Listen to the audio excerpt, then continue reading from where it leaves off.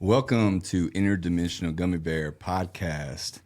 This is a place where we have interesting conversations with interesting people, and hopefully we stumble upon some unexpected insights and wisdom. Today, we have Mr. Vanilla Gorilla, Chase Sherman, in the house. What's up, man? This is strange because it's like we're on a podcast, doing these like interview type questions and stuff, and it's almost like you have to act like you just meet me for the first time, but you've known me my whole life. I know. It's kind of like, oh man, this is strange. Well, it's funny too because we're having this casual conversation, and then I go into like, welcome to Interdimensional. Yeah. I wonder can't you do like that be a recorded intro too? Yeah. Even so? Eventually. That's difficult. You want to do it for me? Dude, I can't do that. There's no way. You could do it. I don't think so. Yeah. I'm not I'm not one. I don't know really, like, especially from live. That's intense. All right, so let's just talk to the viewers that aren't familiar with you, and just, obviously, our history goes way back. We've been working together, training together forever. Chase was actually the person that got me involved with fighters and MMA as a therapist, and in general, and then really got me on the path of martial arts, and kind of invested in that as a life pursuit myself. But working with fighters and developing a community of fighters and savages and yoga instructors and coaches, and we've been on a journey that's been just incredible. And together we've traveled the country. We've been through so many ups and downs and just great experiences, moments just in Colorado for your engagement, your bachelor party and your wedding stuff was probably one of the coolest weeks of my life. Like, as a vacation, dude. It was like transformative. Anyhow, Chase is a longtime friend, and we've been working together for as far as professionally, 13 years. Yeah, around there. Yeah. Yeah, but man, tell us a little bit about yourself. So we grew up in the same hometown together. Here in D'Iberville. Went and played. I played football. Went and played at the collegiate level. Got done playing ball, and decided that working behind a desk, it just wasn't going to be for me. I still had a lot of competitiveness within me, and when you know athletics your whole life, it's like that's part of that becomes wrapped up in your identity. So you really kind of try to, which is really the exact opposite of the things that we talk about, but it's you get wrapped up in that identity. It's something you try to kind of hold on to. So I was just like, I wasn't ready to. It wasn't my time to go. Like, go the athlete. Yeah. And for me too, it's like I've always been one that's like, I'm a dream chaser. You know what I mean? I just don't believe that. I don't know. I feel like we're supposed to really enjoy this life that we have, and I can't just be working for somebody else, man. So within that time, I decided I was like, well, I can't play ball anymore. I really don't have the genetics to kind of go play the position I played at in the league. And so offensive tackle. Yeah. And so I was like, well, I could always take a punch. I've always been able to kind of handle my own in that department. And so that's kind of where that had started. And man, between that point and this point, it's been just like, it's a lot. Talk about just your just a generalized timeline as far as like your professional experiences, your fights, the organizations you've been with. Yeah. So started out as an amateur, went and fought some of the toughest guys I could as an amateur, turned pro, 8 fights in. Started fighting on the regional scene around here for FFI, Island Fights over in Pensacola, V3 up in Memphis, just kind of some of the regional scene that's on around the Gulf Coast. And had I went 7-0 or 6-0 as a pro. Then I had my first loss. You were there for that. And then went on another little tear for 6 more wins or something. Got called into the UFC. Was in the UFC for about 2 or 3 years. Got released. During that point, I went and won the BKFC heavyweight world title. In 2020, got called back to the UFC, won another little tear, got released again for about a day or two, got called back. And then that's where I finished my last little stint out with the UFC, and then got done with that, and then started fighting for Game Bread FC, which is bare knuckle MMA. And that organization's just taken off the ground, and it's doing pretty well for itself. We've got a lot of good fighters on the roster. 2 knockouts in your first 2 opponents. Yeah, that was cool. Both UFC vets. So that's just kind of the general, thing as far as like timeline, as far as like whenever I started doing my MMA venture. Yeah, there's still a lot in between there, but in this life. But that's sure. As far as the athletic side goes and where sure. I'm at. And most of that is just like I just want to make sure that everybody watching that's not familiar or whatever, they have a good context to understand you. Yeah. Like I said, it's stuff we already know. Mm-hmm. But for the most part, I know I've watched multitude of podcasts that you're just getting to go on there and like having to talk about the same generic stuff. So really today I just want to hang out and talk about whatever the heck you really want to talk about. In a sense, just give people an idea of like who I am. Well, the conversations that we have, they're just like daily basis stuff. I don't know if they're ready for that, man. They're just like, you might want to sit down for one of those. Yeah. Buckle up. I mean, you were talking about frequencies earlier, and you're having this epiphany between fighting, drumming, and then we were talking a little bit about with the metronome and about how we tune to each other's frequencies and how we are so susceptible to each other as humans. Like we're so affected and influenced by each other. And I was interested because we kind of said stop talking about it, but how you were cross-relating it to the fight game, because it seemed like you were having some like moments where you were realizing with the how a tempo and then how the solos are more broken. Yeah. And how that relates to your fight game. Yeah. So this is something I haven't obviously mastered yet, but it's just like a different type of way of looking at it, at least when I'm fighting, and then just the similarities between the two. Because I'm the type of person that's like, y'all can always take something from another thing and kind of compare and see how they're synonymous, Yeah. And so if we're talking about frequencies and how, what you were saying where they would match up, and vibrational frequencies, if anybody doesn't know what we're talking about, like sound frequencies, like basically what we're essentially all made up of at the smallest level, which is energy. And so with fighting, it's like it's all tempo, it's all rhythm. You know what I mean? It's timing. It's striking, and you're specifically. And you're in there with another per se, like your dance partner. Some people would even call it. And in every dance, you got to have somebody that's leading the dance. You know what I mean?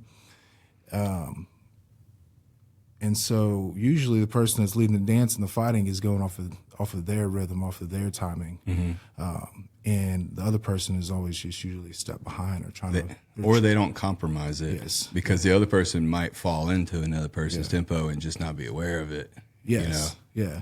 Well, and so like the thing is like I personally don't want somebody in falling into my tempo and rhythm. Right. Exactly. You know what I mean? Because then you're able to get your reads. Then you're able to, okay, now that's where it comes in. It's like, okay, now I know where you're moving. Now I know what you're doing. You're doing the same rhythmic patterns over and over again. I'm getting my reads. I'm getting my tells, and it becomes like this dance, right? But when you have broken rhythm, when you have that broken timing, when you have these exchanges where, you did something one way the whole fight, pretty much setting people up. It became predictable, and then you broke the pattern. Yes, but it needs to be within the same kind of rhythmic flows. You know what I'm saying? It's like when you're playing drums, or music, it's a repetition before, and then you'll have a fill. or like a little solo or something in there, and then boom, a repetition of 4 again. And so that break, you know, that fill in there, the different beats, is like it still needs to fit within there, or you're just going to be all over the fucking place. And then eventually, but it needs to be broken, but it still needs to follow the rhythm. Yeah, if you get out of your rhythm, if you get out of your tempo, you know what I'm saying, then the other person's going to start picking up on that. You know what I mean? And that's where you kind of see in fighting that exchange. You know what I mean? You'll even, like most fighters know this, and people that really study the game and watch it, but you could see like, you know, a match going on, and it may look like the one person, you know, person A is winning the fight because they're being aggressive, they're coming out hot, they're coming out, and you know what I mean, they're letting their hands go, but the other person's just poised, you know what I mean? They're blocking everything. The two fighters that are in there, they know. Yeah. They know who's going to win that fight right there. It's like you can feel that energetic feeling. It's just like you said, that kind of that vibrational frequency. Do you think that's like a matter of too, is like you're receiving information regarding like tension and relaxation, and it's kind of that deal where you might look calm, but you might be like a duck in your mind, like underwater with the legs kicking and things going on. And so that's more like a mask persona. It's not real, but I think the high level fighters, and I think when I've seen you really flow and perform at your best, it's like your consciousness is in an intuitive state. It's like you're not you're letting your intellect stay out the cage, you know, and it's like letting your intuition like really guide you. It is, and I shared an article I think with you about that. Was talking about entering the flow state. It's like it's all intuition, it's all feel, it's all repetitions that you've done before. And you're shutting the mind off and you're letting everything else operate. That's why it's so addictive trying to be in that. You know, it's just because it's like, when do we ever get in a state of like extreme performance, like high level performance, and our mind is shut off? We don't even get a chance where our mind's really shut off. You know what I'm saying? And that's another thing that reason I picked up the drums is a flow state practice. So I started really trying to figure out like a lot of these flow state practices are, you know, meditation being a huge one. Even when I had my motorcycles, riding motorcycles.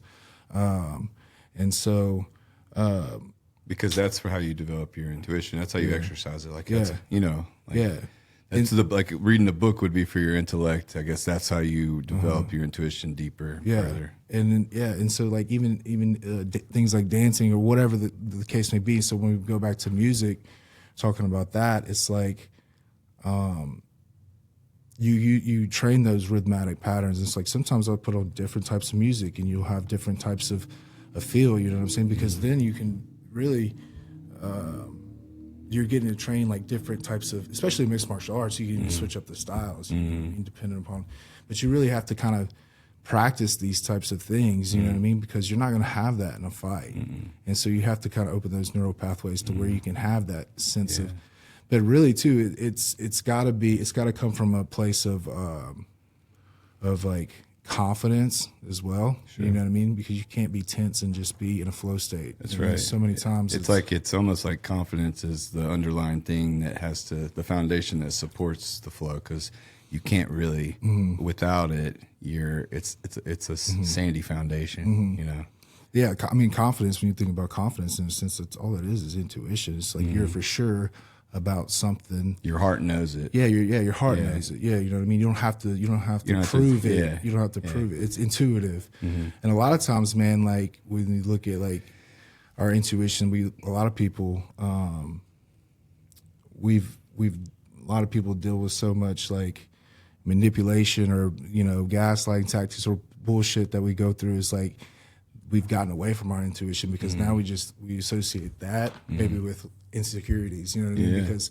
And so like that's a thing you have to train too, is just being intuitive. That's why I try to like get in a state of like meditation before I fight, like the weeks coming up prior. I just need to, like, that's something that has to be done, you know what I mean? And whenever I'm not doing it, it shows. I mean, in the last fight, it was just like I was trying to do that all way too late. I had a lot going on in my life, but it was like I'm trying to like force this meditation in, like before the fight comes up. This is like just like so I can feel bad about, you know what I mean? Yeah. And like, but the whole time in the fight is just like I'm literally having conversations with myself in the head, like thinking about like, okay, if I lose this fight, what's my bank account going to look like? Am I going to be able to survive for this long? Am I, you know what I mean? And the whole time somebody's trying to like punch me in the face, and I'm just like, man, I don't really want to fucking be in here. You know what I mean? Like right now, right? It's like, and so these are things that you really have to be diligent on and be disciplined with.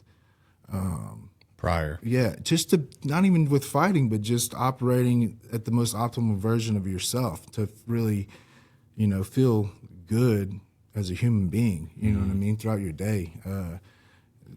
We live in a society now where it's like just everything is just shit. A lot of it is shit, you know what I mean? Yeah. Like, and people don't realize that they're consistently taking in this content, and then their perception is getting altered. Right. And they want to know why. Well, their attention is getting stolen under their nose, and then therefore their time is getting taken, which is your probably most valuable resource.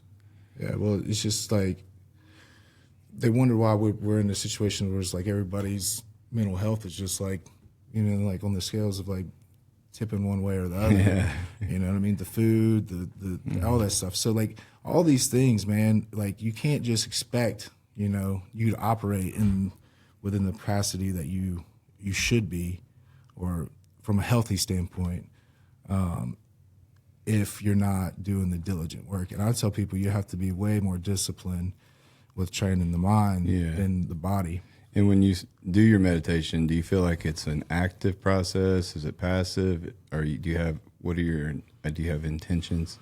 Well, I usually do a guided meditation. And so we'd been doing the one at the end of after the end of training. The one was specifically that course is on focus, like finding focus. Mm-hmm. And he typically leads us through like some body scans and just, you know, just interoception, internal scanning. Just bringing you back consistently to the body, you know, and it's just opening those kind of neural pathways. But that's just, you know, it just depends. So like, really, I always have an intention meditating, you know what I mean? I mean, I feel like you need to do everything. I think guided meditations are such a great tool. Just like for me, really what a lot of the things I teach in the movement practice in mindfulness, because those interoceptive pathways are so, it'll become the thing eventually where people will realize that this is the way to influence the body in the most efficient way possible. But tuning in yourself and adding even movement for me, like a lot of our warm up stuff, the movement itself isn't what helps you as much as the intentions that you have to breathe and to stay connected to the feeling of your body being a rocker bottom, or feeling yourself like almost get within the momentum to where you feel that you're not having to like, you know, and I think getting small doses of those things, and that's why I like to like think about portioning them in each morning, because it's just minutes that we do each one of these little things, but over time that accumulates. And when it comes to your nervous system, your brain, that's what changes it. We try to do too much too soon, and we're too impatient in terms of the changes we're seeking. But I feel like that's a part of that's a meditative process for me. And I think that same yoga mindset where you're trying to really just not think, but sometimes you got to work your body into a state of submission where almost like for me, if I have a little motion or if I have I'm under a little stress, my mind clears. And then now I can actually be present fully, and that's very rewarding because it feels it's in the spectrum of flow, I guess, but you're probably just it is, you know. Yeah, it is, because as long as you're able to, it's like one of the things, like there's like 5 key points or 4 key points that they look at specifically to get into flow state.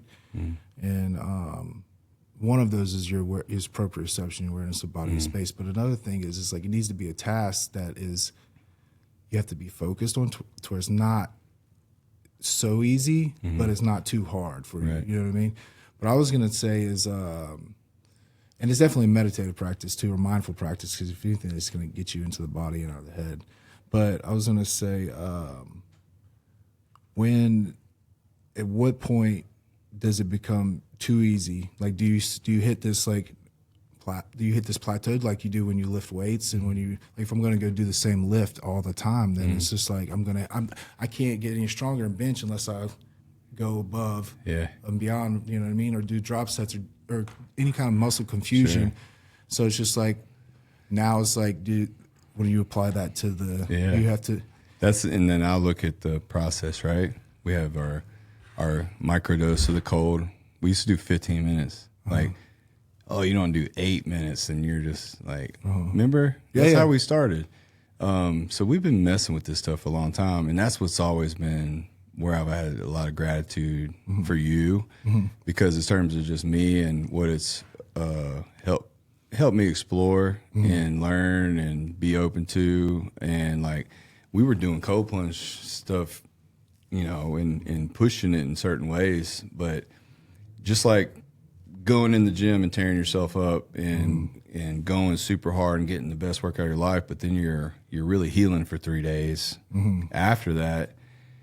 And you look at your capacity to get better if you're just overdoing any one thing to the point that your body is so stressed that it takes a while to gain change that way, because you're constantly stepping backwards, and it's more discouraging because you don't get to have a positive forward momentum that just builds and builds and builds. So it's like taking that 1% rule where we're just getting these small doses of rebounding inputs, right? Of club swinging inputs where we're using momentum-based movements and work. And then obviously the ground warm-up where it has those same rocking and rolling and rotating concepts where it's like you're trying to achieve the same efficiency. And then you think about that rebounding input, how it really gets you to experience your fascia, like feel it catch, like, oh, that's the fascia. That's what's catching me. I can feel how that's all the way down. And then you think about even like neuroplasticity and how we got to loosen the soil. And there's points where, think of those neurons like roots. And so there's times you got to have looser soil for those roots to really spread. But those are also the times where we experience less control. Maybe that default mode network is turned down a little bit. And then there's points where we need everything to kind of tighten up, and we need to kind of solidify those changes and express. And then because now you're kind of hardening pathways, and you're trying to make them stronger, more efficient, and more dialed in. But then the stimulation, like you said, and keeping a good buffet of the proper stimulation, the sensation, the inputs that your body can feel and experience, that's the key for neural development and plasticity. And I think that when we combine that as the governor and think that's the central focus, is getting our brain in our body brain and acknowledging the importance of our body interfacing with our brain as the source to change the brain, to change ourselves. And so I think it's the key to all this is like it's a sound mind, body, and spirit. So it's got to be perfectly balanced system. And if one of those systems is off, just like we talked about the other day about the career and the home life. That's what I tell you all the time. Is like my 3 check boxes is just my going into anything, you know, is the physical health, the mental health, and the spiritual or emotional health. When you look at it, those 3 things, and doing the, you know, I call them modalities. Sure, these are all modalities.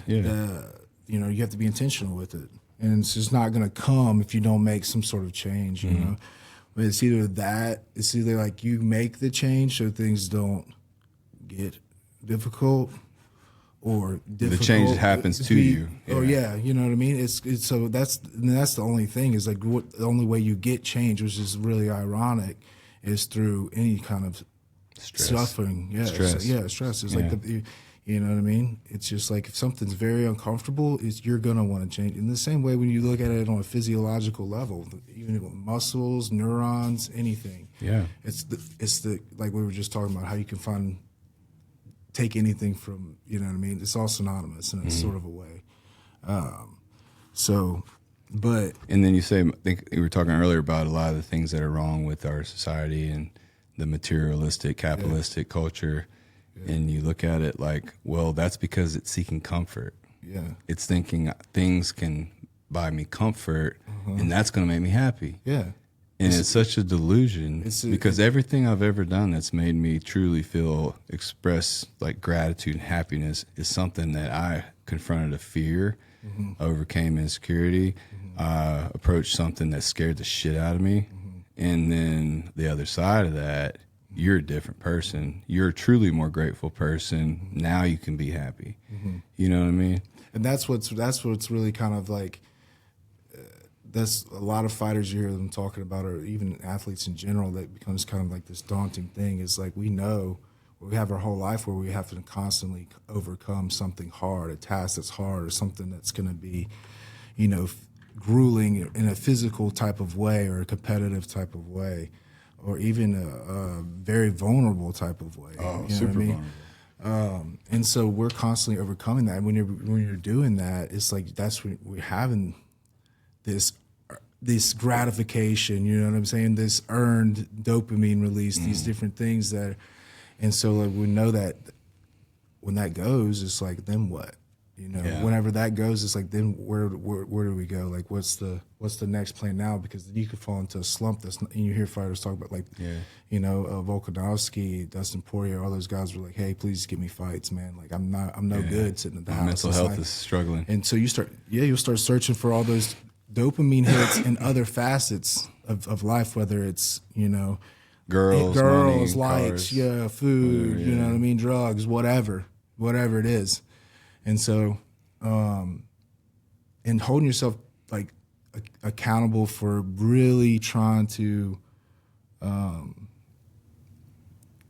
get gratification and get your sense of like happiness and peace or joy or whatever for being within the present moment.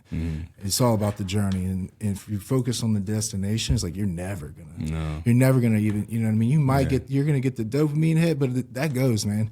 And some of the you know the lowest of the lows have been, you know, a week or so after I've won a big fight, or even after a fight, you know, because all those receptors, you know, think about it. It's like you're getting all the dopamine from, because you get a dopamine release when you obtain a particular goal, and the harder the goal is, once you obtain it, the more of that dopamine you get released. So you go win a fight, you're talking about an 8-week camp of grueliness that you put to one complete mission, overcoming the fear and the adrenaline and the vulnerability. Then you get all the dopamine from the media, and then all, you know what I mean? You're getting all these likes, you're getting all this attention, you're getting, you know, these, everything. Everybody's calling you, hitting you up, everything feels good, and then a week goes by, and it's just like, whew, that shit's fucking gone. You know what I mean? Like and so like when I realized that, you know what I mean, I was tired of kind of living in that kind of realm cycle, you know, and it's like that's when I try to be more diligent about, you know, being mindful and being and really enjoying the journey, even though the journey, you know, my journey has been here, but just sitting and observing that process, the peaks and the valleys, and, you know, whatever you want to call them, the troughs and the crests, it's all, you know, I've lived long enough and kind of seen the patterns of my life where it's like, I just, when I'm down here, I know that the ride to climb up is going to be just as equal. It has to be. It has to be. Nature, the pendulum always has to swing the other way. It's not just, you know what I mean? It's not just going to, it's got to go back up the other way. It's like when you see a heart rate monitor, you know what I'm saying? It's not proportional. Yeah, it's here, you know? But if it's flat, you ain't, you know, you're not living. You're dead. Yeah. And most people search for this. Yeah.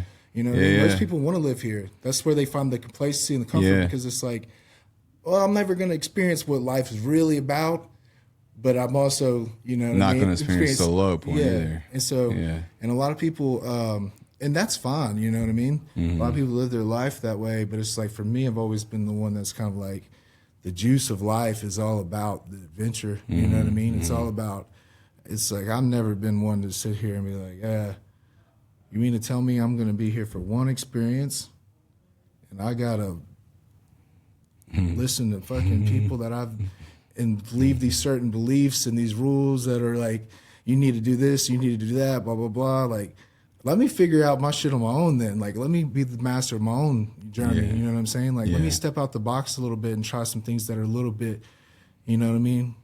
Askew, because that's what, you know, got me in the position that I'm in, you know? So there's a concept of the edge. Yeah.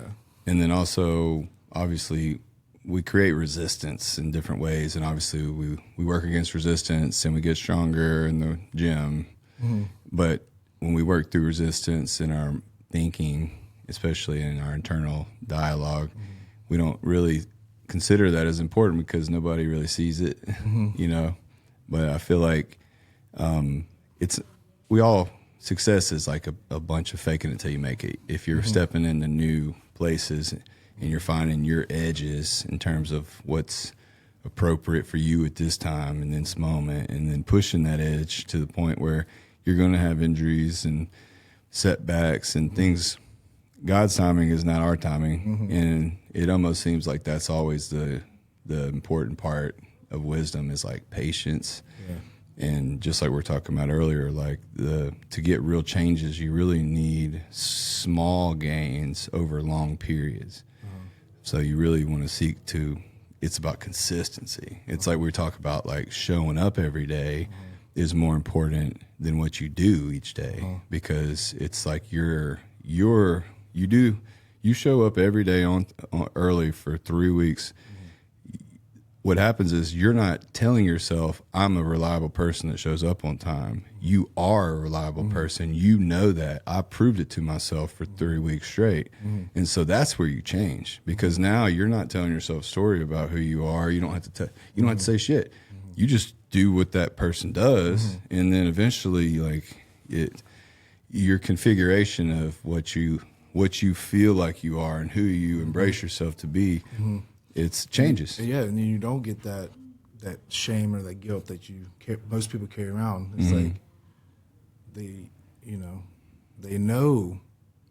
Not everybody else might not know it, you know what I mean? But they know at the end of the day that there's areas of their life that they're not holding themselves accountable to. They're not doing the things that they which we all do. And yeah, we all do. That's where all of our shame but comes from. It's a slippery slope though too, because it's like, and I've been there. It's a slippery slope. So like it starts like that, and then the next thing you know, it's just like you're not holding yourself accountable for shit. That's right. And you have zero integrity, and then you fall into this victim mindset, and it's like everybody else's fault that you're there. Yeah, you know what I mean. And it's like your whole world turns dark, and it's like it's like you gotta hold yourself accountable. You gotta have integrity. You gotta do the things that are hard. You know what I mean. And it's just, in as long as you're trying and making the effort, you're not going to get it perfect. I mean, I always would write, like when I was operating in I feel like the healthiest capacity, I was a flow state. I thought you were going the other way. No, the healthiest capacity. I was like, okay. It was, I was blogging my whole day off. And it was, you know, at first, it started off, read 10 pages of a book. You know, a good friend of ours, Drew, he had told us, he told me, he said, man. Drew's awesome. Yeah, he's fucking great.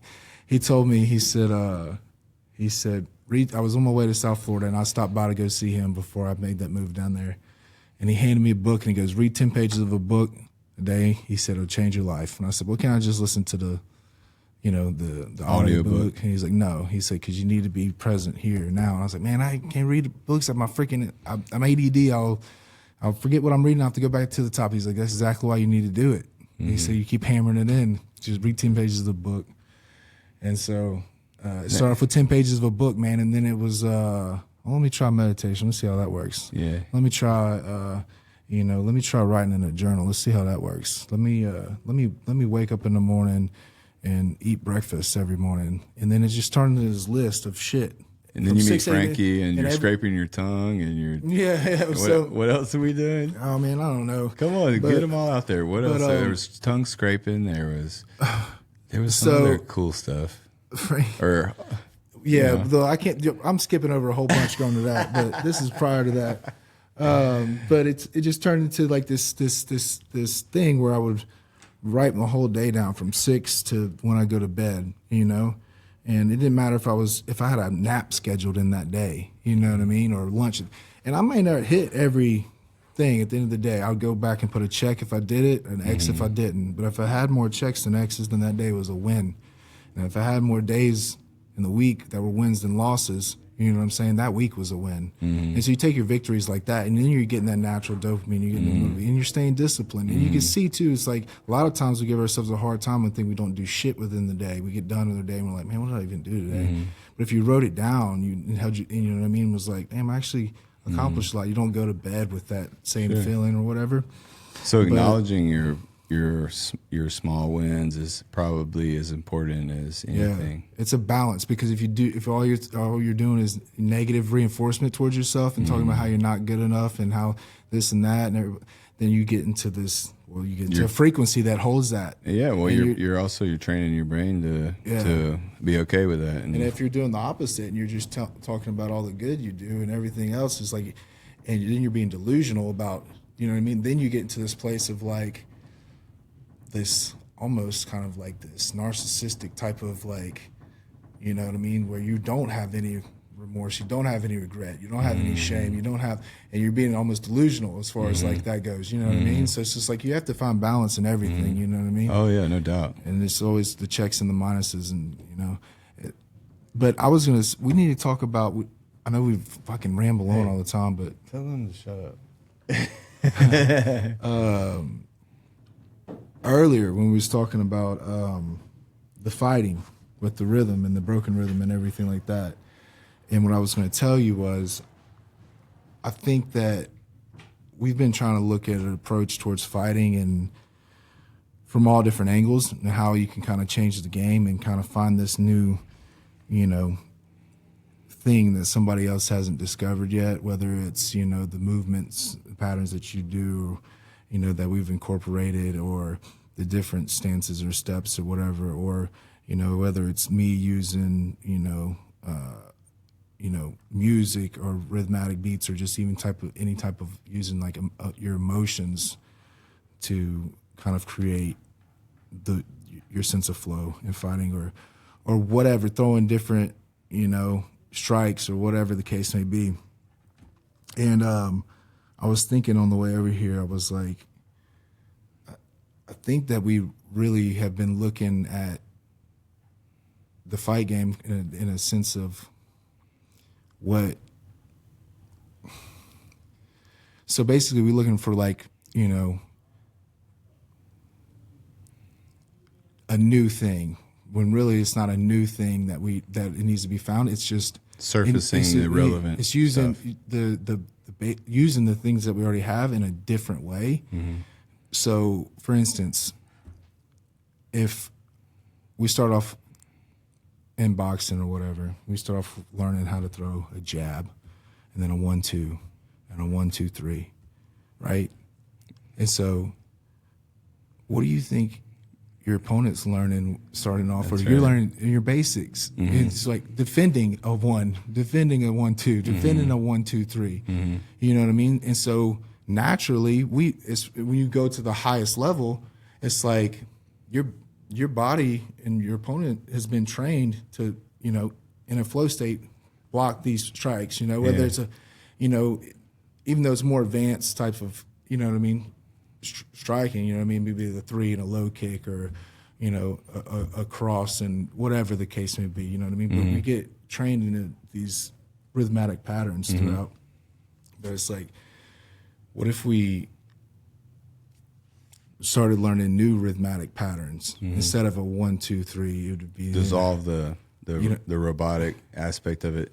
Because I think part of it is just like, think about how we teach kids in school, because it's a balance. Not to just to give a little steel man. It's like a lot of what I watch them do. It's like, oh man, you're domesticating my kid, and you're making this little drone that puts his finger in his mouth and sits in line and he's quiet. Hey, Max. Hey, Batch. Max, come here. You got a pen and a piece of paper?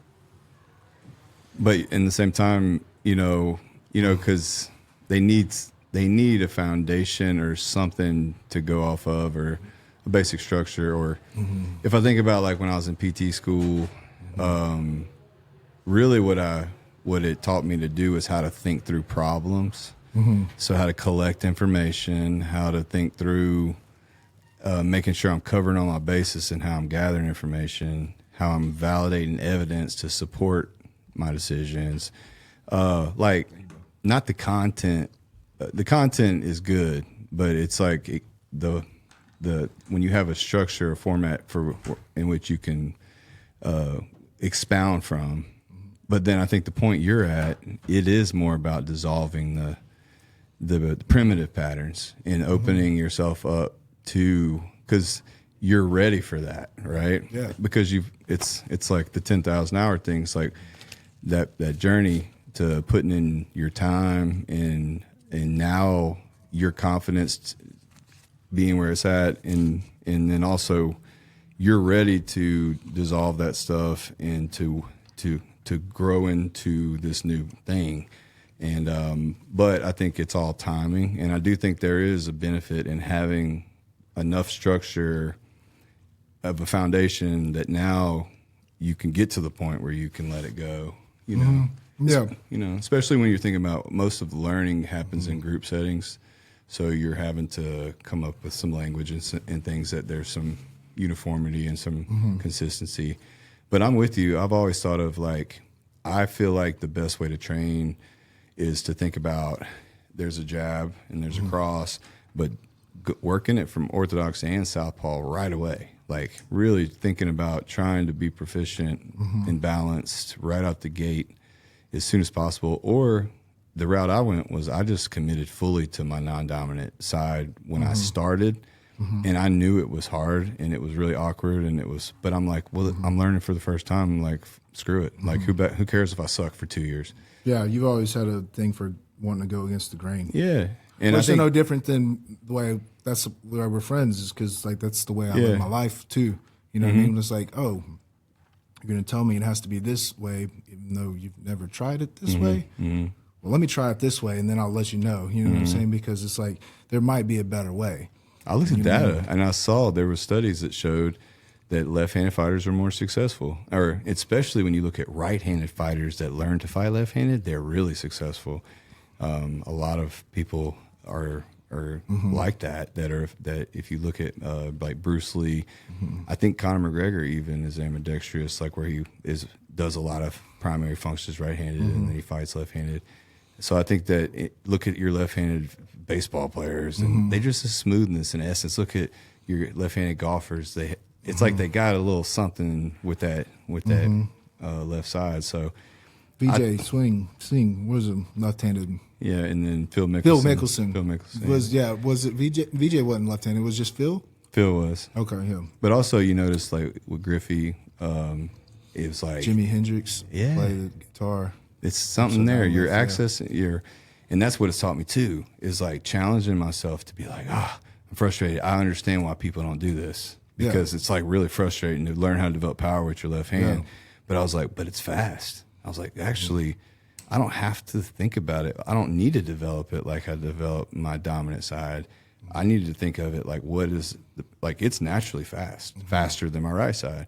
So I was like, now the cross, I was like now it can just be this quicker thing, and now this front side, this hook, and the jab is going to have a little more power to it, and actually you're more, you have more fine motor skills with your dominant hand. So now, like, I feel like a lot of how you can use your jab and angles you can create and ways you can kind of thread stuff in, you have a little more options maybe, and so it's interesting from my experience, but also thinking of it like a lot of the way I've approached it all is like, I've always kind of studied up and done a little research or figured that stuff out beforehand. Even when it comes to the stuff that everything we've experimented with, it's got pretty far. Yeah. I think that what was I gonna say? Whenever I would practice some southpaw, I would find that when I started first throwing my left cross, what I noticed was like, I had to my body was almost forced to throw it technically sound because I didn't have the patterns repped into this arm. Like my right arm. Like my right arm, I'm used to moving it. I'm used to, so you create, I mean, you're used to doing it. So like, it's easier, I feel like, to learn how to write or how to, with your right-handed side, but you also, from a technical standpoint, have to deprogram everything that you've learned on this side. Whereas this side is like, it's okay. opposite. Yeah, so this side is like, okay, well, now I know how to throw a right. Like, I know the technical way to throw a right hand. So I need to do the same thing with it. So basically, you're working just pure. For me, it was just like I had to do it technically right. You know what I'm saying? Versus I could get away with flaring my elbow 100%. out or something like that with my right hand because I know how to throw it from all different angles. So I'm using, you know what I mean? But like with this, it's not. No, that elbow stays tight. And also too is that's how you open up new neuroplasticity, or that's how you open those new neural pathways we were talking about, and that's how you do, neuroplasticity changes. It's like doing something different and hard. So even if it's waking up every morning and you go brush your teeth with your left hand, or you try to write for 5 minutes a day with your left hand, this different task or different motor skills that it's hammering in. Oh yeah, more plasticity. Yeah. So now it's like you can go both ways. Well, I guess you could say it's creating more flexibility. So you're giving yourself more options. And we always talk about, when we're getting technical, neuromuscular adaptations, nerve muscle adaptations is really, that means it's synchronized with the brain, and it's all the way to the root of our system. So that's really the goal, regardless of whether it's reading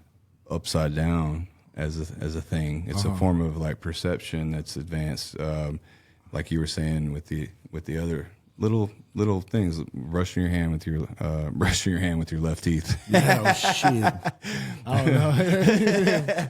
But just like any little things like that have a lot more benefit than others. And I've noticed from being in healthcare, especially you deal with a high incidence nowadays with dementia and Alzheimer's, that typically when I see more advanced cases and I hear their history about like what their typical paths and patterns were, it's like the person that plays solitary every night to stimulate their mind. Yeah. It's the person that does crossword puzzles, even though it's a form of stress. It's a form of stress they're comfortable with. But I found like the elderly people that maintain high levels of cognitive function, they actually are always doing new things. Yeah. So they're reading different types of information. They're digesting new forms of content, or they're challenging themselves with different forms of puzzles and learning new things. Well, it's what Huberman talks about. It's the AMC, right? Anticular, what is that? It's cortex? the anterior cingulate gyrus. The thing, well, it's like the thing. Well, which one is it for your willpower? Your willpower, but he found that it directly correlated to your longevity of life. So if you're consistent, anterior cingulate cortex. Yeah.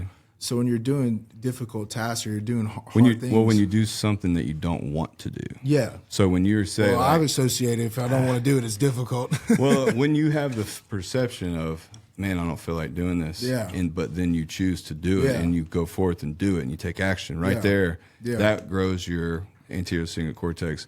And whenever you choose to say, I'll put it off later, it atrophies it. Yeah. And they say it's the source of willpower. Yeah. And and that directly correlates to how long you live. If you want to live. It's just like a dog, like, you know what I mean? If a dog doesn't have, a purpose really during, you know what I mean? You see they slowly die. Like they don't feel like they have to do something or a task or even someone to play with or whatever, then they'll, you know what I mean? So where that changed for me, not to cut you off, but for the cold plunge, right? Because it's so real and it stimulates that raw, primitive, reflexive panic. And it's like such a good tool for that. But I noticed that I used to lie to myself. I used to like kind of be like, oh no, you're good. Like, like this will be great. Like be like real overly positive about it. But after I heard that podcast, Yeah. Now you tell yourself it's going to be difficult. no, I'm like, I don't want to do this. Right, yeah, that's what I'm like, saying. if I'm just being honest with myself. Yeah. So like, if I'm approaching it and I hear myself say that, I'll just ignore it, honestly. And I got some of that from listening to Navy SEALs, listening to people, Jocko, talk about, well, I'm thinking about it. He's like, well, don't think. And I was like, what? You cannot think. You can tell yourself not to think. That's okay. Like, in a way, like he says it like in the morning time. Like, as soon as your mind gets busy, like I literally said, like, if I start thinking, I'm just like, don't think. And just stop thinking. And you'll stop thinking. Like, you could stop thinking. And then that's super powerful. But also when I get to that moment where I'm like, oh, I don't want to do this, I'm just like, yeah, but I'm going to do it anyway. Yeah. And that's the next thing, right? Yeah. And so, okay, and then I just do it. Like I'm moving into it, and I'm not letting myself have a conversation beyond that. Yeah. But it's a skill, and it only comes from like just confronting that thing in a small way every day, but also doing it for 30 seconds. That's another thing. It's like, if you can't do it for 30 seconds, something's wrong with you. I'm sorry. Anybody can do anything for 30 seconds. And if you're saying you can't, you're lying to yourself. I don't care who you are. If a little baby could do a cold plunge for 30 seconds, you know what I mean? Like, it ain't going to kill you. I promise you. Yeah. You know? And so that's another thing too, man. I was going to bring up is like, I've been in that frame of mind too, where like that started feeling really good. Like, oh, I'm going to do something that I don't want to do, or I need to do, or and this is where the balance comes in, right? I was talking about, and I found myself, once I started doing that, constantly searching for something or feeling like there was something I needed to do that I didn't want to do. Like there was some sort of task or phone call, or I needed to clean the house, or and what happened then was like, it sounds like anxiety. Exactly. Well, it was like, well, that's like, the thing is, well, that's the thing, man. It's no different than what the brain knows is what it knows. And so where it gets a reward from, it gets a reward from. And so like, if you're seeing a positive change in correlation, and like you're seeing, like you're feeling good about doing this and doing that, it's like you start looking for that everywhere. Your brain starts searching for, and so like it becomes really hard to almost sit with yourself. Sure. You give yourself almost this guilt trip. Yeah. And then you get into this slope where it's like, all right, I'm going to force myself to sit with myself. I'm going to start meditating more. I'm going to start, trying not to worry about. And then what did that turn into? Complacency. And so it's just like really owning up to really where you knew you need to be balanced. It's like, right, you got to, find that middle ground, right. It's like. Well, think about that first thing you say when you're like, well, when you ask certain people, especially when I could say we probably all said this at one point, where it's like, well, what are you looking for? Well, I just want to be happy. I just want peace. Yeah. But it's like saying, I want rain. Like, it's like, wish in one hand and shit in the other, right? Yeah. It's like you always want, that's the thing that it's just always wanting, always needing this, always needing that, always this very like highly driven kind of thing that makes us always have to have more. And that's the thing where it was like we've learned to, like, we're failing at is like we're always searching for more, comparing ourselves to this person and that person, or wanting this and wanting that. It's like we can't ever find gratitude because we're always searching for something else. And it's like, there's this insatiable search for pleasure or feeling good or feeling. It's like, it's like sometimes you need to feel like shit. It's okay. It's okay to fucking not have everything. It's okay to, live in the present moment. It's okay to, you know what I mean? You said earlier, short-sighting yourself on certain things. Like, we notice the negative, so you're gonna kind of not notice, even when you're making slow progressive change. That's a part of where I noticed that a lot of buy-in from culture and from think about, I feel like there's a lot of men out there that have a safe routine, that go to the gym, that are fit, that they're responsible, they're good husbands, they work a job, they go to the gym, so they're checking the boxes, but I feel like they're still doing the same gym routine they were doing that they learned in high school, or that they've slowly adapted, but it's still very segmented. It's still not really athletic, or it's not developing their nervous system and movement in ways that's actually going to be super beneficial for their longevity. And so part of my goal is always to connect to those guys that might listen to some of this conversation and feel like that's them and then I'm me, right? Instead of seeing themselves as like, no, like we always talk about like finding your inner savage, but also realizing the domesticated lives that we live and the ways that we even function as dads and the way we can be the deacon at the church and you could even be the CEO of your company. And spiritually, part of what's missing for me, and I say spiritually because it's your internal sense of God and spirit, is a part of experiencing time with other men that are actually strong warriors and people that are on a path to push themselves and to be criticized and to develop their character beyond. We feel like think about when we were playing college football and how we treat kids now, and we're like these high school kids that I see all the time. They have like, it's like they know what good character is and their work. They know how important it is, and like all the coaches and people around them expect them to have this almost perfect mindset and attitude. And they're half of it you could tell is real, and half of it they're trying to sort out. But it's like it's as adults we need to continue to refine our character. Once we're leaders, we're all of a sudden feel like we know something and we stop learning. Yeah, we stop learning. Yeah. And so the whole path of everything that I think I've learned, and that I think that we both feel compelled to push like a healthy message as far as men's health, and we feel responsibility to speak to that community and that demographic.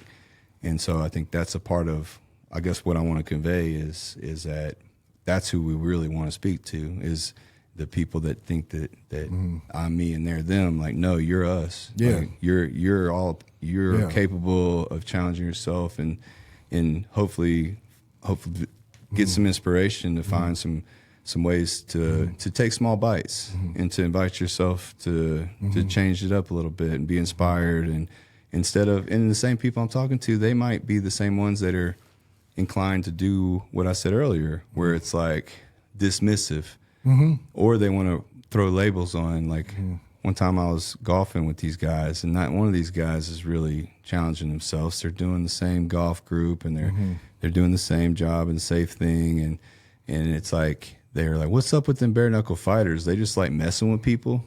I literally had a guy ask me that question, and I was sitting there like, these guys are the most respectful, humble, honorable people, high character people that you can criticize, and they'll literally be like, "Oh, okay, like that's character, that's high character."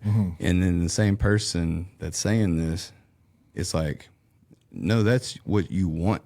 That's the answer that's convenient for you, because that can say I'm me and they're them, so I can keep doing what I'm doing and they can keep doing what they're doing. But also dismissing it like it's stupid, or it's like, oh, what are they, like messing with people? Well, I'm like, that's so crazy, man. Well, that thing is like, that's just, man, when I've come across, people like that in my life, which is, typically usually other men, it's, I find it's because it's just a projection of almost bitterness, because it's like they know that they had to, their entire lives, essentially, suppress this innate part of who we are as men, and as human beings, but mostly men. But it's just like we have an insatiable drive for combativeness, competitiveness, and violence. Whether you want to look at it in a negative light or not, it's only it's who you are, and it's just like, If a fight broke out and the building was on fire, you think everybody gonna be watching the building burn down? They'll be watching the fight. Where everybody's phone's gonna be like watching the fight. You know what I mean? Here, it's just this. It's just insatiable thing for it, and it's just raw.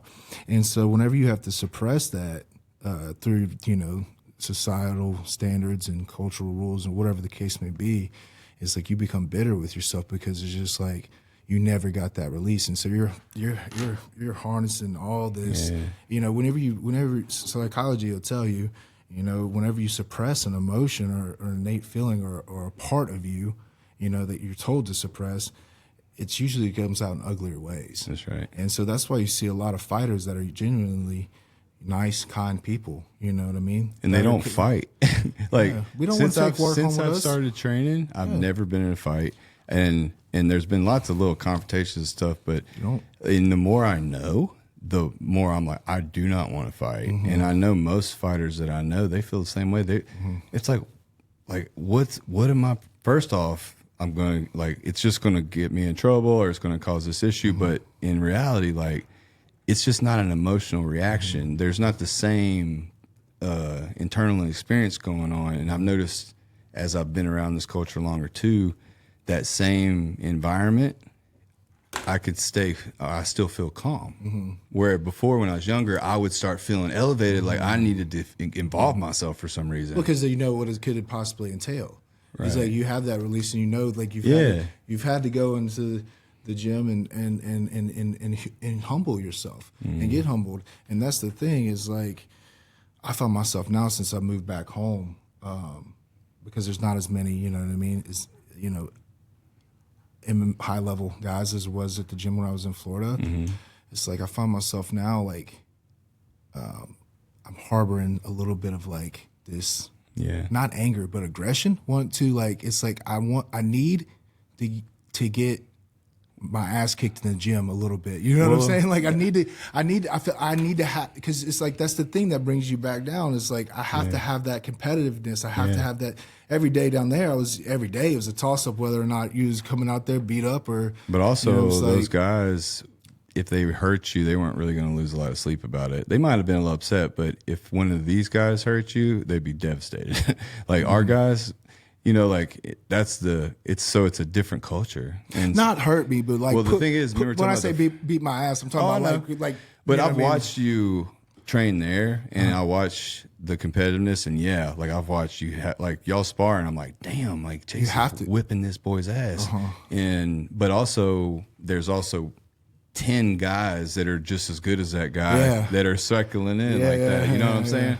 But the level of competitiveness, and then I could see you changing to where it was like you were adapting to that, and you were starting to and you get that release, right. But I think though too, you doing that journey on your own and having to kind of sort it all out and figure out, you know, how to, because you were very empathetic and you've always been that way. In fact, I'll tell a story. Chase loves on tell the story.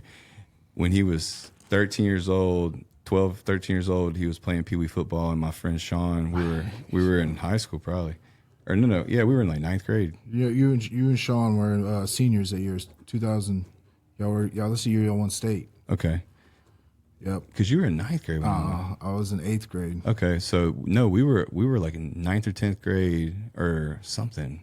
Because you were only like 12 or 13. Yeah, I know you were. Bro, I was in 8th grade. You were a senior. Or 7th grade. I was in 7th grade, and you were a senior in high school. Okay, that makes sense. Because you graduated in 2003, right? I graduated 2008. Okay. So 5 years. All right. So we're seniors in high school, coaching a 12, 13-year-old. I was just showing up and helping. And then I look out there, and Sean's showing me his guys, and there's this nose guard, this like big kid, and you could tell he's strong and he's making plays here and there. But then there was a play where JJ one of his teammates got hit late, and he came off the field. He was hurt. And then the very next play, I see this big kid just totally destroy the entire offensive line, get in the backfield, gets a sack, just smushes this kid, and gets up, and he points at silent. He goes, "That was for you, JJ." And I was like, oh man, this kid is buck. And then literally just got out, and you started eating them up, like like you took over, and you were just tossing people around, and just you took the game over, and y'all ended up winning. And, that's still that thing, man. That's that I'm a very emotional. Just not even that, but it's just like I'm also like a very emotional person, and and some people are like that. Some people aren't. You know what I mean? Some people are in the middle ground. You know, but I've always been very emotional.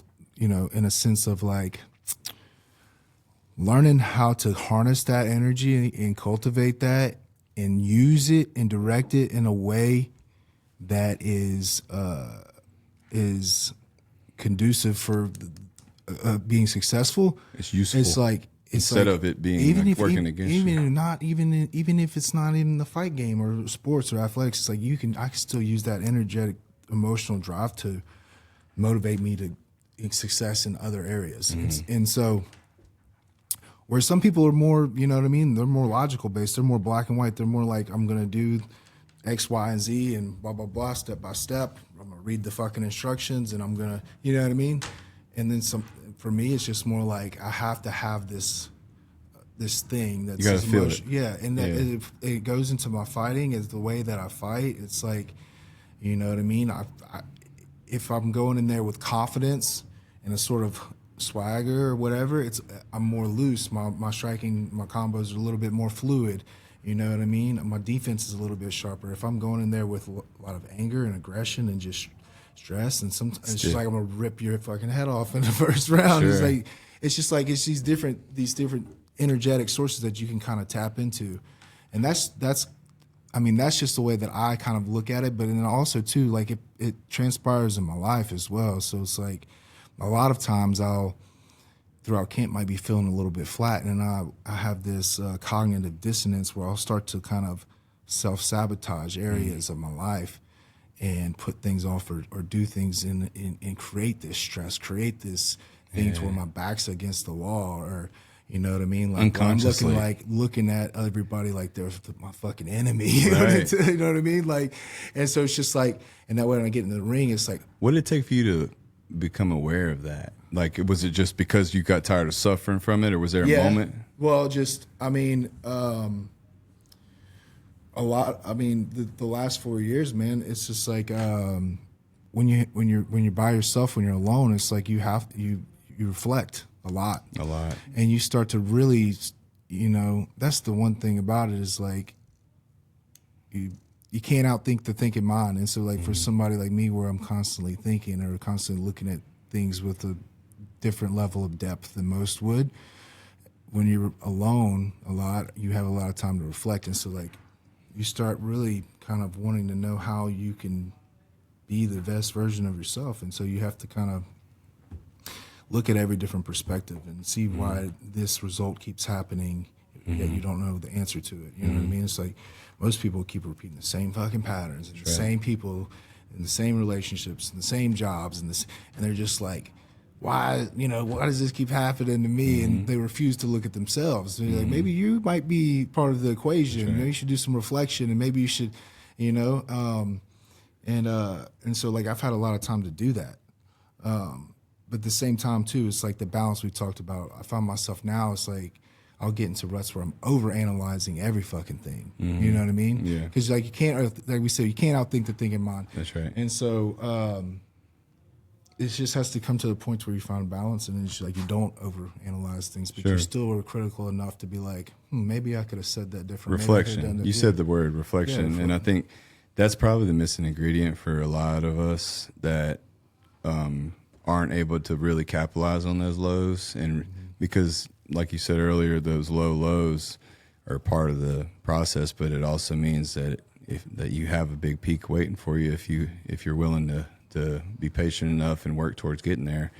But that's your learning time, and that's really where you can reflect and spend time, because the low point too is usually a little quieter season. You're a little bit, you might have put yourself in a position where you're a little more isolated, or for some they might even be in prison or something where they have to, you know, they are like, you know, but ultimately you're left to get to the point where you can reflect and really be honest about what's, and we talked to Jared. Objectively honest about it, like looking at it like, it's so that way you don't give yourself as much shame or guilt or even too much praise or whatever the case, but you just objectively look at it for what it is, observing, make the change, and then move forward, and not being stuck in the past.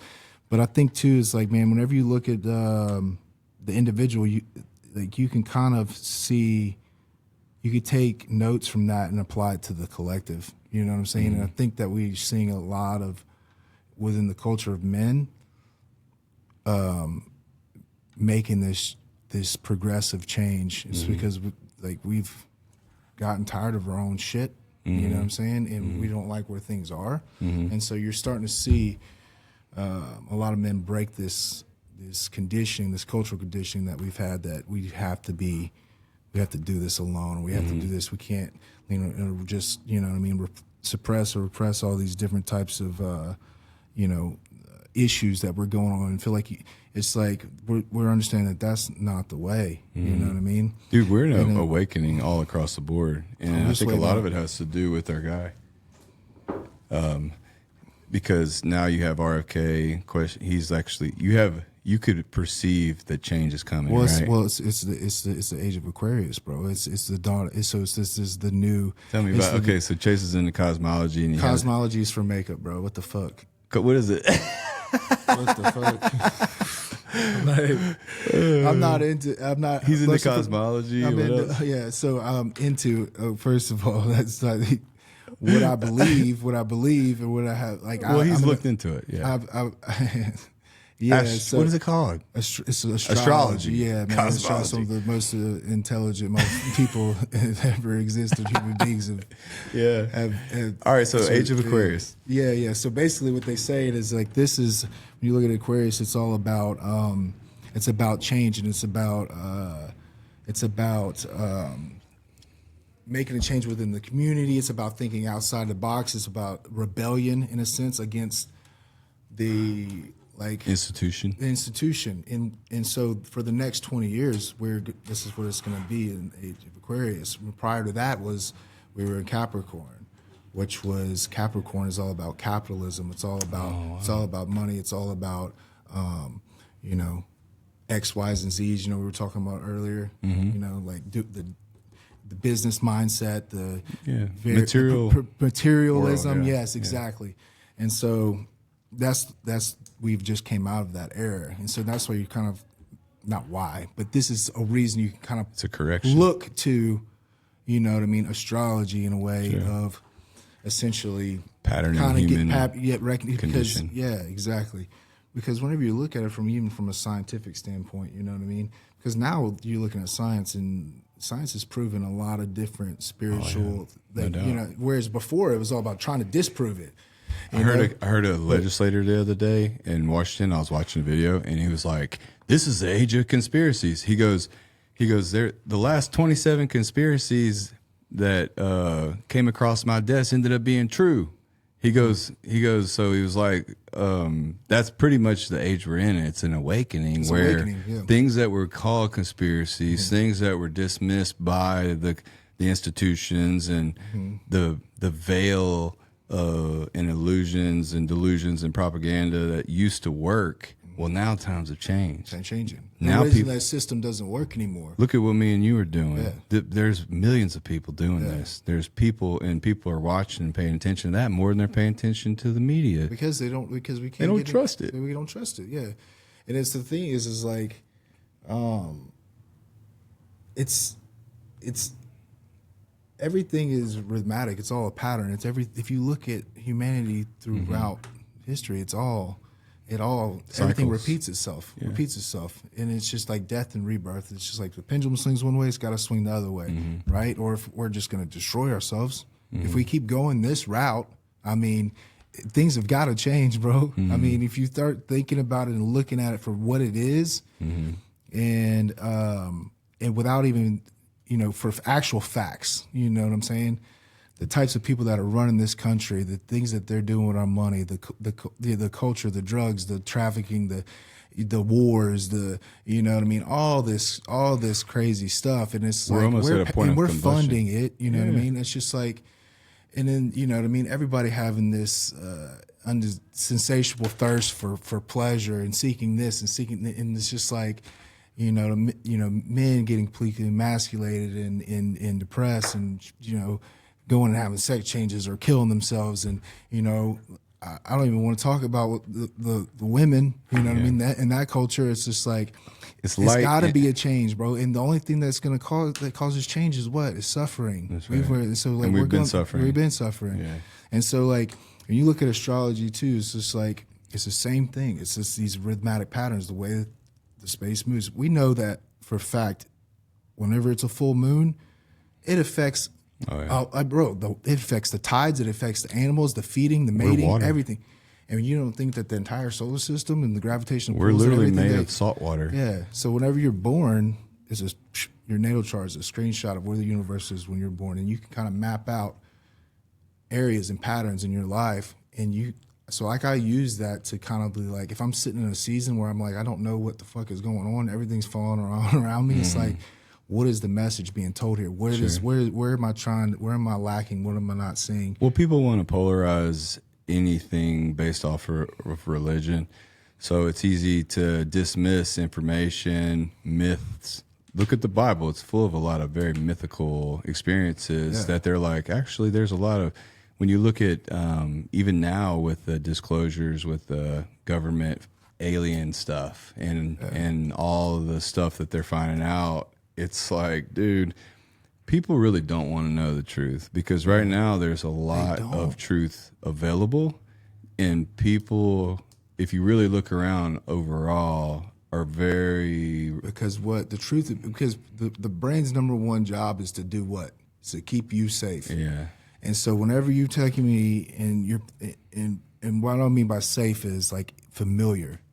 What's familiar is what the brain wants. And so anything that is outside of the realm of familiar is uncomfortable and is not safe. It's a threat. And so that's how you brainwash the masses. That's how you get them to believing a certain belief in anything. It doesn't matter if you go and put something right in front of this person's face. Their brain is not going to want to see it. They're not going to, it's not going to make sense to them. And so like, even though we're seeing these things that are going on in cultures, it's a curse of confirmation bias.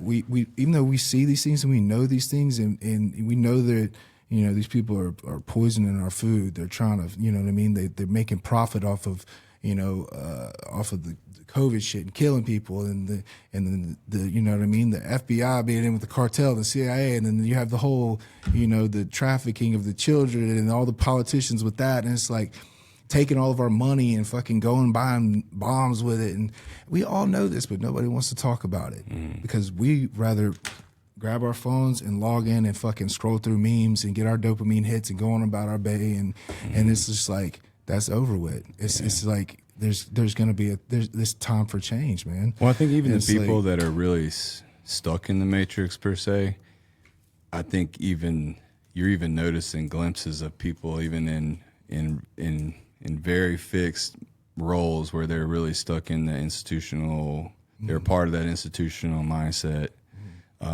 You're even seeing glimpses of them kind of raising their eyebrow or leaning in a little bit. Yeah.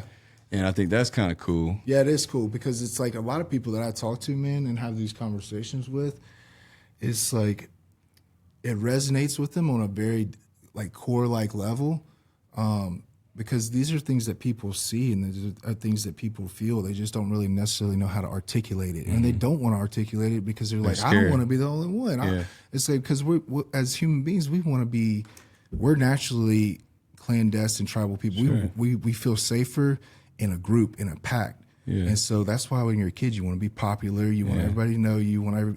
It's like because you feel safe there. So if you're thinking outside the box, if you're the black sheep and you're saying this over here, you know what I mean? You don't want to be that guy because then you're alone. That's right. You know what I mean? But everybody else is tired of fucking what's going on over here with this group of sheep. You know what I'm saying? Sure. So like, maybe let's go see what this guy has to say. And maybe part of it too is like the hell I know is better. The devil that than the heaven that's potentially there. And so I think a lot of times it's just, and I'll see this, it's like, well, you're probably not happy. And I'm happy. I'm like, if I'm looking at you and I'm being honest and I'm watching and observing and just being objective about it, you don't look like a happy person. Yeah. And not that you don't look like it, but you don't talk like it. You're not sounding like it. You're not behaving like it. Yeah. So it's like, Are you happy? Stop lying. Can you sit with yourself and be, you know what I mean, content? Can you eat alcohol? Can you be eat alone? Entertainment? Can you be in silence and be okay? Yeah. Can you be with your thoughts and be okay? That's a good sign that there's something there. Yeah. And so I think there's a lot of different types of people, and we all use different forms of stimulation to pacify ourselves, distract ourselves. Just like I said, I like the idea of using movement because it distracts me enough to actually to go into more of a meditative state. But it's just being really careful about how everything our body's taking in is bandwidth. And there's only so much that it can process and effectively retain or use for, in a good way. So that's one thing that I like the idea of being more aware of. And you see more information with Andrew Huberman talking about, just simply the light spectrum entering your eyeballs in the sunset and sundown, and how that dramatically affects your hormones and your health and the cycles. And we are a part of nature. We are bound by the cycles of nature, and We're part of the universe. We are affected and influenced dramatically. We are one with it all. Yeah, that's what people. Alan Watts. I listen to one of his. I always listen to his lectures when I go to sleep. A lot of times, but he's talking about,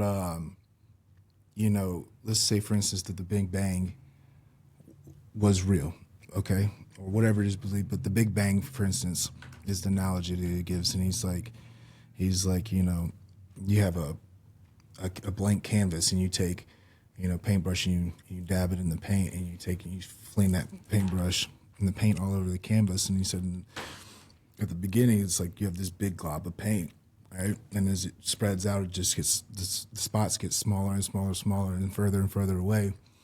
And he's like, that's how you kind of look at the analogy of the Big Bang. And he's like, and we think that we're separate, even though we're way out here from Big Bang, but we're still a part of it. You know what I mean? So like we're all connected. It's just constantly ever evolving. But because we put limitations on that thought process of it through like time, like a linear time thing, it's like it's not how it works. It's like it's all connected. It's all part of God or whatever you want to call it. The universal consciousness. Yeah. And so that's another thing I was going to say. I just don't want people to think that like because you said cosmology, astrology. I don't want people to think that I'm only like in tune to like one type of theory. It's exactly. Just like, I believe that me personally, you could take anything from everything. It's like you know what I mean. For me, it's there's like, more connection than there is disconnection than things of that nature. But why? Because people want to polarize things as it's good or it's bad. Oh, it's bad. Throw it in that bucket and don't ever think about it again. Or I've been told that my way is the only way, so that's how I know it's the way, and your way is wrong. It's like when you do that, then you put limitations on yourself right there, and that's not godlike at all. No. And the fact that it's like I feel like I could take anything from any kind of religious stuff. Like for astrology, I'll try to typically look at patterns in my life or seasons I may be going through. For typically being a good person, I look towards Christianity, kind of like wanted to go with the flow of things. I look at the Taoist ways, you know what I mean? When I try to approach life when it comes to stress and things that aren't appeasing to me and sitting in the shit, I try to look at Stoicism. And be more, you know what I mean? So there's you could take anything from all this, the patterns exist in all of it. Yeah, and then all saying the same shit, man. It's just, it's just how you look at it. But it's, I don't understand. I never understood that concept of why like people try to convince other people what to believe. Like I don't understand that. Maybe part of it is the universal consciousness. That's just like they don't understand it, and they don't. In a way, it's there in the background in their subconscious, and it's the yearning to for us to be one, right? But it just gets misdirected into a team, something that is polarized, something that is not connected to us all as humans, let's say, because the same fear and the same primal instincts and survival reflexes that we've identified as like the offending thing, the thing that really is negatively influencing us in all regards, it's the material. It's labels. Well, yeah, but it's also the fact that your mind being so concerned with protecting you and keeping you safe, it's confused, and it's got signals of fear and panic on things that are actually really good for you, and that your desire to stay safe is the thing that is getting you farther and farther away from the truth. And when you think of tribal mentalities, well, I find safety in the group, and just like, well, I mean, the collective, the idea is that we're one, right? Yeah. And but I also think, but if I'm one, does that make me less special? Like, am I not significant anymore? Am I not? What do you mean I don't have an identity? Yeah. What do you mean I'm not important? I'm not what's my legacy? You know what? In 1,000 years, Donald Trump won't even be remembered, right? Yeah. Like, your legacy is who you are, what you learn, how you grow, what you share, how far you're willing to go to push the boundaries of your learning, sharing, and growing as a spiritual being.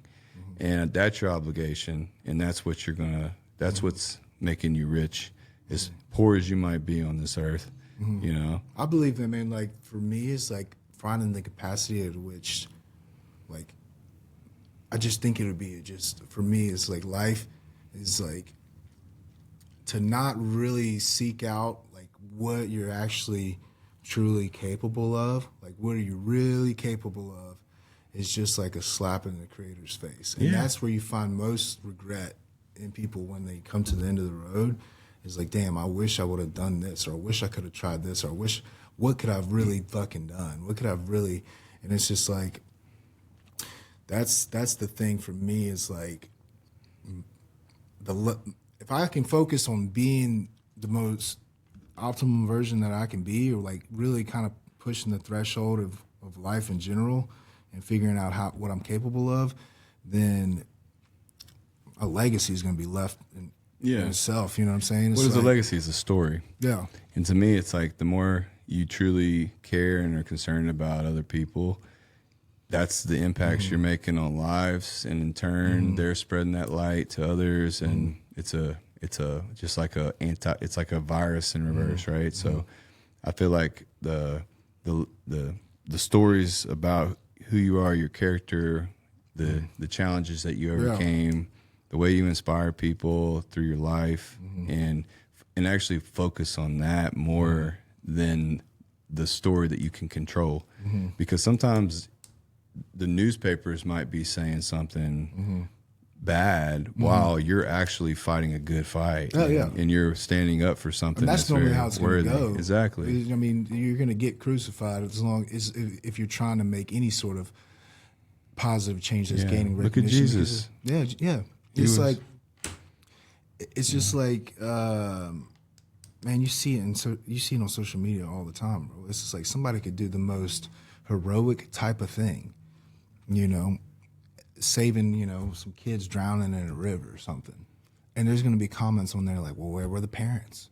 Oh, they just did that for publicity. Yeah. Like, there's a camera there? Like, someone just filming? Like, okay, yeah. Like, that's convenient. But that just shows you, like, where you know what I mean, the collective's mindset is. And, like, that's why you're starting to see people starting to pull away from that a little bit. And there's starting to be this kind of this change, you know? But it's I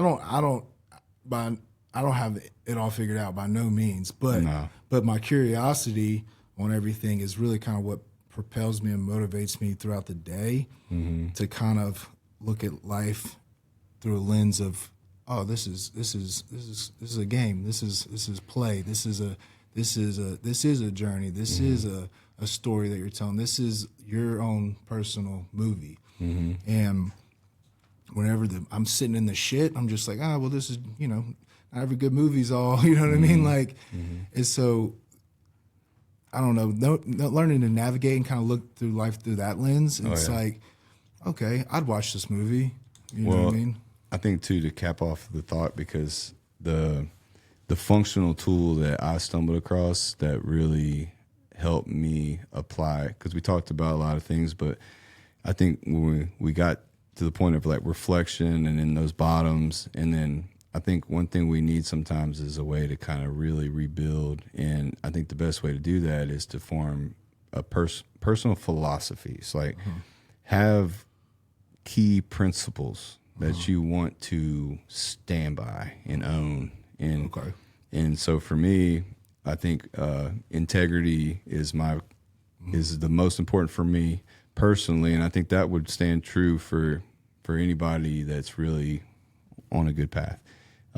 Efficiency is super important, and I think that's a part of nature. It's to reduce entropy or be efficient with energy, get more for less energy, basically. I think that's critical. And then I think being outcome driven, so focusing more on the outcomes that I'm looking to see through versus like my feelings, because a lot of times if you think about most times when you have like strong feelings or about something and you compare it to the outcome that you really want to see happen in your life, you'll notice that those pathways are going to be a lot different in terms of how you react or respond. And so I think if you have 3 basic keys in words, labels that are actually can confine the type of person that you're really maybe you're not that now, but it's who I'm fighting to be. It's what I'm committed to doing. And I think that's a very worthwhile pursuit. But the 4 agreements, which we've talked about, to me is another, if I'm a young guy or if I'm somebody that's just interested in some of the stuff we talked about today, that we talked about eliminating shame and guilt. Emotions being energy, and if we can influence our energy from an emotional level, that's probably a very efficient path. But your emotional state when it comes to shame and guilt is usually in reaction to your behavior. So the 4 agreements are really like revolutionary for me, because it's like, oh wow, it's the simplicity of it. But the idea of just not making assumptions and just thinking like, am I making an assumption? You're like, oh yeah, I am making one there. And you like, okay, kick that out. Now let me figure out how to not make that an assumption. What information do I need? What question do I need to ask? You know what I'm saying? Like, how do I just not operate in a way where I'm speculating or guessing about somebody else's experience that I didn't directly witness and experience? We always have these ideas about those things, but they're wrong. They're not. Our perspective is just so limited compared to what we give ourselves credit for. And so I don't interrupt you. No. I think it's important to note that the difference between assumptions and intuition, and most people will, narcissists will use assumptions and call it intuition, and people that really don't have a whole lot of confidence will say that they're assuming or being insecure versus their intuitions. But one's coming from a place of thinking, and then one's coming from a place of knowing in the heart. So, I think whenever you are, not when you're assuming, you're, you know what I mean? You're being intuitive. It's more of a knowing. It's more of a. That's right, and then that's more godly. Yeah, right? And then I think just the basic concept of like always do your best. So we're right here on this podcast. Don't half-ass it. No, don't. Well, Matthew McConaughey too is exactly don't half-ass anything, because at the end of the day, it doesn't matter what we're doing. I'm going to give it my best at the level I'm at right now, but also that's where and if you think about what does that do though, it's like now the expectations and the comparison game that you're doing, you actually stop playing that as much, because you're just trying to say like, I'm going to do my best and then I'll be proud of that. Instead of saying like, oh, I lost to somebody that has a ton more experience and that's clearly better than me, or that should be better than me at this thing. Give yourself the grace to and again, we store shame and guilt in our bodies. It's like a record keeper of our emotional past. And I think it's an accumulation of these things that we let store. And, or for me, my shame comes from like when I yell at my kids, or if I get impatient or whatever, because they're so good at pushing that knowing, and your spouse and your kids are the ones that you have to be the most accountable to, because that's the ones that are really going to test your mettle when it comes down to, you might be able to do it at work, but can you bring that same stuff at home? Yeah. Well, they're going to mirror you. They're going to show you all. They're going to illuminate all the areas that you fail to acknowledge. Mm-hmm. They're going to, you know what I mean? That's what Carl Jung talks about. And, you know, I mean, he's a founding father in philosophy of psychology, along with Sigmund Freud. But he always talks about the shadow. You know what I mean? And like you find that in other people. They're going to mirror that. They're gonna bring out a side of you that you know you're gonna have to reflect on and be like, okay, well, maybe I need to change this here. You know what I mean? Maybe I need to, you know. And it's like that's the thing is you're just gonna be the ones that you care about the most that are gonna get you're gonna get the most emotional response from their actions. You know what I mean? Yeah. And I think too, those are the ones that we tend to project our crap onto. Yeah. You know, and so that's why being accountable for yourself and emotional intelligence is something that when we were young, you never even really heard the term. And I think it's something that we've learned, and we could say that science and everything is really falling behind, is getting in line in terms of, like, it's really just like intuition. Emotional intelligence is such an important thing to develop. And yeah, some people are more naturally gifted than others, but it is a developed and acquired skill. Absolutely. And I think that's a skill that's really been kind of taken out of the women's culture because women are naturally more emotional than men. And you just say more, yeah, you know what I mean? And it's gone from like, because they've had to adapt in the men's world, they've had to come out here and do the working and do the other shit that we do and deal with all the physical, the physical, and get away from that emotional intuition. Now it's not even, instead of it being like emotional intelligence, it's just like a lack of emotional. It's just emotions. It's just like emotions. It's a lot of emotions. Yeah. But that's a whole fucking other topic. Yeah, we'll stay away from that. We'll stay clean. No, man, that's what but there's things that have to be talked about too. Sure. You know what I mean? There's things that have to be talked about. There's things that can't be swept under the rug. Yeah. You know what I mean? There has to be an accountability held somewhere, or there's never a change. You know what I mean? And I think that a lot of ways, whenever we're looking at the dynamic between men and women in today's age in society, it's bad. Yeah, it's the masculine and feminine have gotten flipped on their head, haven't they? Yes, and but it's also, what is it doing? It's showing us something. It's mirroring where we lacked, which is what men we lacked in our emotional department. So we're paying for a lot of the sins of our forefathers and the culture that came before us. That's right. You know what I mean? And I think that women lacked a lot of gratitude for the shit that we actually did, because now all they want to do is go get on a fucking farm and be at home and homeschool the kids, and you know what I mean? It's like, this isn't, you know what I mean? We got it all wrong. And then once we get back to that and learn to kind of be submissive to the way that is, and being like more in tune to like who we are spiritually and emotionally, and even, you know what I mean, biologically, it's like, then we'll start seeing a lot more happiness, positivity. But I think we're gonna have to suffer. You know what I mean? It's like, that's how the change is gonna come. Yeah. So. Well, man, this has been cool, and we'll do it again, and we'll have a lot more of these talks. I'm just happy that we got to. This is talks that I feel like this is just like our Tuesday. Yeah, you know, like but what is it? Last week we talked for like fucking 3 hours just sitting here today. I know, which is so cool, and I'm so lucky to be able to, like I said, part of what I try to remind you guys of too, because I'm really close to you guys, but I'm still on the outside looking in. So when I look at the value of your guys' life path, it's so cool, because it's like you guys get to experience life in a way that's very unique.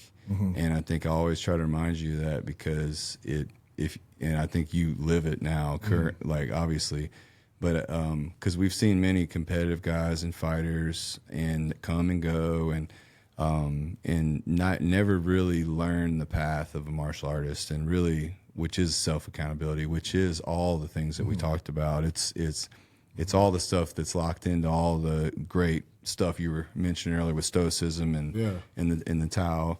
Yeah. And I think that's just I guess what's cool, that we get a chance to kind of share that a little bit. Yeah. And I appreciate you coming on, brother. Hell yeah. Cool, man. Yeah. Signing out.